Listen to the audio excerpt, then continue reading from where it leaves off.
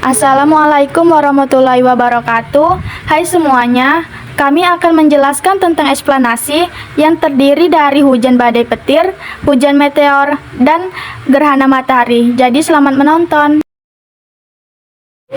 Badai adalah cuaca yang ekstrim, mulai dari hujan es dan badai salju sampai badai pasir dan debu. Badai disebut juga siklon tropis oleh meteorologi berasal dari samudra yang hangat. Badai bergerak di atas laut mengikuti arah angin dengan kecepatan sekitar 20 km atau per jam.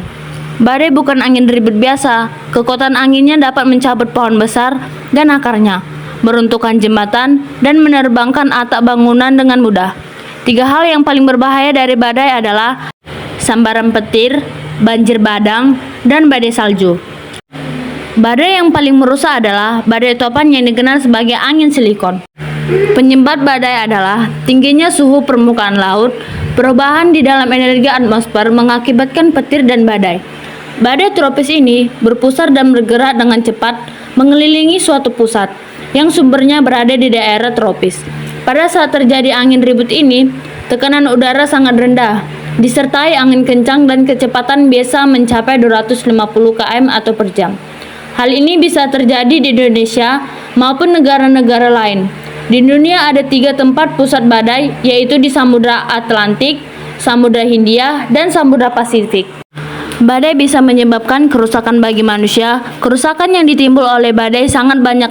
Contohnya yaitu robohnya pohon-pohon di permukaan penduduk, rusaknya pertanian, perkebunan menjadi gagal panen. Selain itu, badai kemakan korban jiwa. Hujan meteor adalah fenomena astronomi yang terjadi ketika sejumlah meteor terlihat bersinar pada langit malam. Hujan meteor ini terjadi karena adanya serpihan benda luar angkasa yang dinamakan meteorit yang memasuki atmosfer bumi dengan kecepatan tinggi. Ukuran meteor umumnya hanya sebesar sebutir pasir dan hampir semuanya hancur sebelum mencapai permukaan bumi. Serpihan yang mencapai permukaan bumi disebut meteorit. Hujan meteor umumnya terjadi ketika bumi melintas dekat orbit sebelum komet dan melalui serpihannya. Meteor atau lazim dikenal sebagai bintang jatuh adalah penampakan jalur dihasilkan oleh tekanan ram atau bukan oleh gesekan. Pada saat meteorit memasuki atmosfer, meteor yang sangat terang, lebih terang daripada penampakan planet Venus, dapat disebut sebagai bolid. Jika suatu meteor tidak habis terbakar dalam perjalanannya di atmosfer dan mencapai permukaan bumi, benda yang dihasilkan disebut meteorit. Meteor yang menabrak bumi atau objek lain dapat membentuk impact crater atau kawah tubrukan. Hujan meteor terjadi ketika ada konsentrasi partikel debu masuk ke atmosfer bumi. Hal ini terjadi ketika bumi melewati dekat orbit komet. Saat komet melewati bagian dalam tata surya, cahaya dan panas dari matahari menyebabkan permukaannya melontarkan gas dan debu. Meteor ini akan terbakar ketika masuk ke bumi karena adanya gesekan dengan lapisan atmosfer bumi. Salah satu jenis lapisan atmosfer bumi ini berfungsi menahan dan menghalangi adanya benda langit untuk masuk ke dalam bumi. Tempatnya adalah lapisan mesosfer. Fungsi lapisan mesosfer bagi bumi adalah menghalangi meteor atau benda langit lainnya untuk jatuh masuk ke dalam bumi. Oleh karena itu, terjadilah gesekan antara meteor dengan lapisan atmosfer, yang menyebabkan meteor tersebut suhunya naik lalu terbakar. Dan meteor yang terbakar inilah yang sering kita sebut sebagai bintang jatuh. Ketika meteor ini melintasi bumi, meteor yang terbakar tersebut bisa habis terbakar sehingga tidak sampai jatuh ke lapisan kerak bumi. Tetapi meteor yang tidak habis terbakar, apalagi jika ukurannya masih sangat besar, ketika jatuh ke bumi, maka meteor yang jatuh tersebut bisa membentuk kawah meteor pada lapisan permukaan bumi seperti yang ada di Arizona, Amerika, yaitu kawah Barriger. Jika meteor yang jatuh ini lebih dari 1, atau dengan kata lain adalah dalam jumlah banyak, maka peristiwa meteor yang jatuh ini dinamakan hujan meteor. Karena jika kita lihat dari bumi, peristiwa tersebut terlihat seperti sedang turun hujan.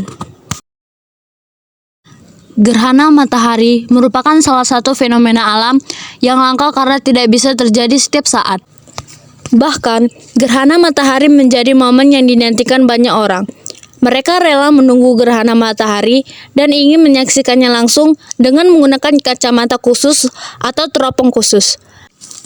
Gerhana matahari terjadi ketika posisi bulan berada tepat di antara matahari dan bumi dan membentuk satu garis lurus sehingga cahaya matahari tertutup oleh lingkaran bulan.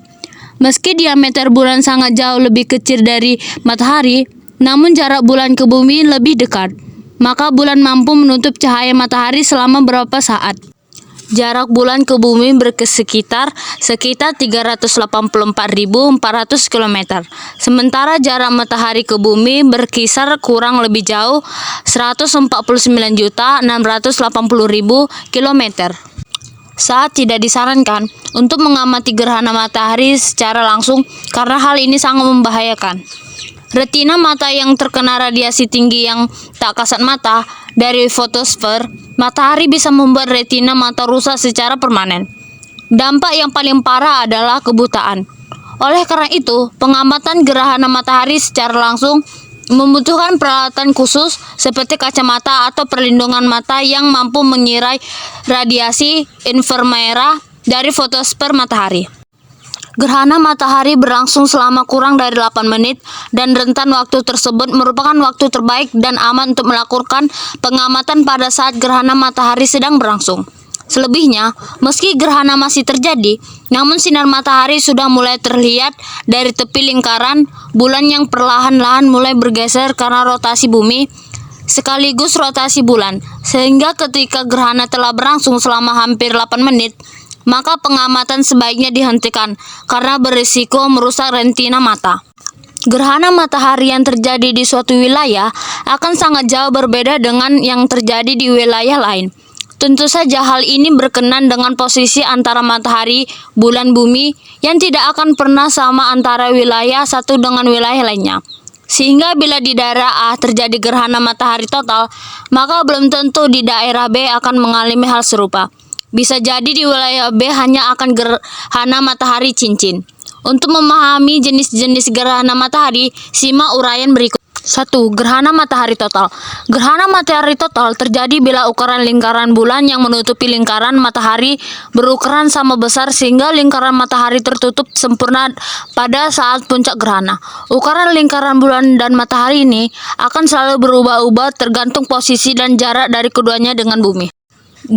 Gerhana matahari cincin.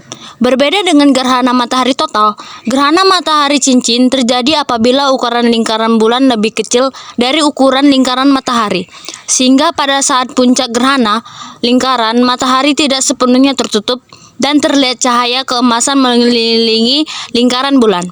Cahaya keemasan di tepi lingkaran bulan tersebut tampak seperti cincin yang bersinar keemasan. 3. Gerhana sebagian. Tidak selalu posisi bulan ketika terjadi gerhana matahari berbeda tempat di tengah dan menutupi lingkaran matahari dengan sempurna. Kadang-kadang posisi bulan berada lebih tinggi atau lebih rendah sehingga pada saat puncak gerhana lingkaran matahari tidak sepenuhnya tertutup dan terlihat seperti sabit keemasan. Tentunya gerhana matahari sebagian ini tidak bisa diketahui tanpa menggunakan alat khusus karena meski cahaya matahari hanya mendapatkan sedikit celah, namun cahayanya masih terang menderang seperti ketika langit sedang mendung ringan. 4. Gerhana matahari hibrida. Gerhana matahari hibrida sebetulnya merupakan perpaduan antara gerhana matahari total dengan gerhana matahari cincin. Karena pada saat gerhana matahari hibrida ini terjadi, pada satu titik di bumi gerhana ini tampak sebagian gerhana matahari total. Namun pada titik lain di bumi gerhana ini tampak seperti gerhana matahari cincin.